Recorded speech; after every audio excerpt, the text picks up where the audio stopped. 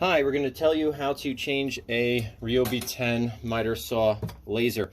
So we're going to unplug it first, and we're going to unscrew this screw right over here.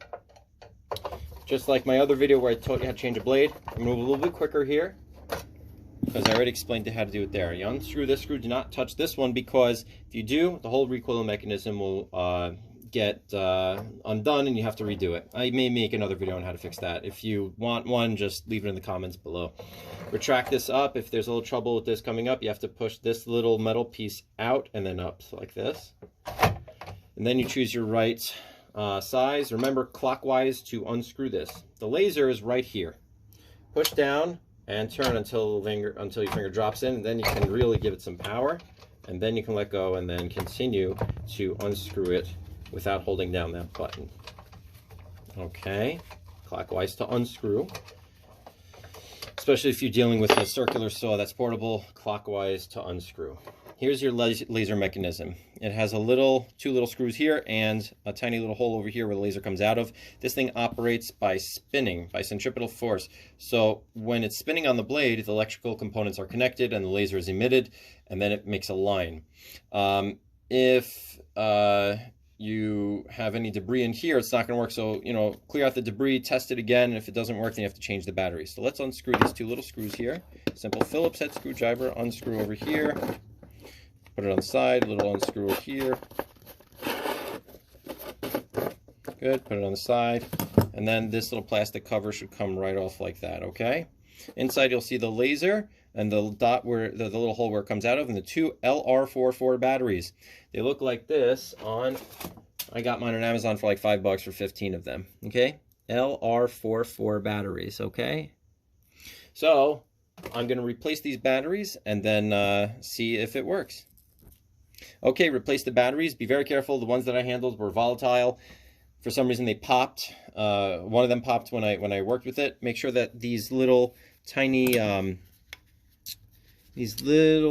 triangles there and there that are meant to connect to the battery are pushed down before you slide the battery in. If you slide the battery in and it's too loose, take out the battery, just use a screwdriver to kind of push this little triangle down right there, and then push the battery in, and it should grip it really nice.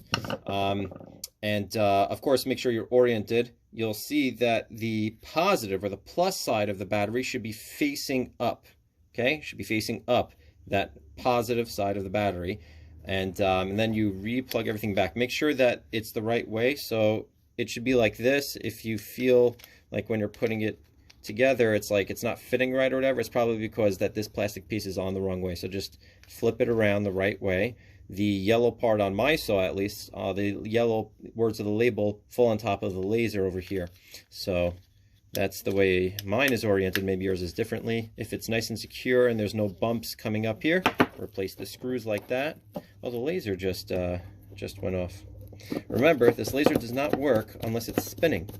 And don't try to spin it without putting it on, the blade, because you might get the laser in your eye. Okay.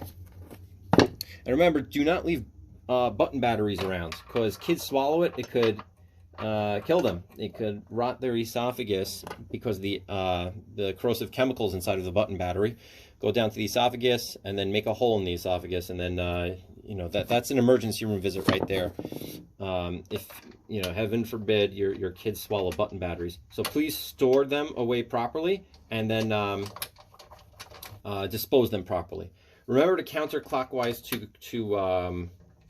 to tighten it. And then remember, it gets to a point where it's too tight and it'll just spin the blade. Remember to put your finger here and then turn, and then your finger will lock, and that's when you can really tighten it down really nicely. Okay, that's good. Drop down this mechanism over here and replace the screw, preferably with a magnetic tip screwdriver, because you lose this tiny screw, you're going to be looking for a while. Okay, unless you have a squeaky clean shop, which I doubt anyone really does. I hope to have one day, but if you do, bless your heart. Okay, so this is done. Let's plug it back in and do a test run. Okay, let's put the blade. Oh, I have a piece of wood there already. Okay, let's see if it worked. Very nice. Very nice. Looks like it worked. I don't know if I got the angle on that. I'll do it one more time just in case. Works great. You can take my word for it. It does work. Hope to see you again next time.